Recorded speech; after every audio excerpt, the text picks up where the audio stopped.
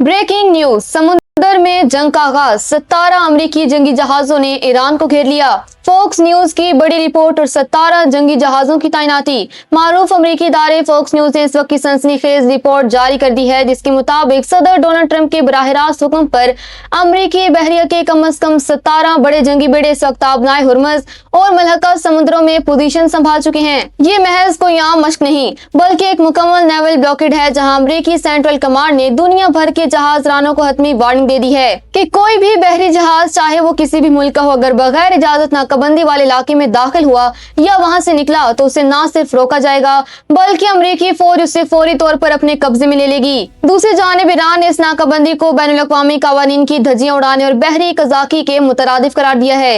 ईरानी पासदारान इनकलाब ने वो वीडियो भी जारी कर दी है, जिसमें ईरानी कमांडर्स एक अमेरिकी जंगी जहाज को आखिरी वार्निंग देते हुए कह रही हैं कि अगर तुम वापस ना मुड़े तो हम फायर खोल देंगे। ईरानी मुसल्लह फौज ने वाज़ह कर दिया है कि अब आबनाए हुर्मुज़ उनके स्मार्ट मैनेजमेंट सिस्टम के तहत है, और अगर ईरानी बंदरगाहों को खतरा हुआ तो वो पूरे खित्ते की सप्लाई लाइन काट देंगे।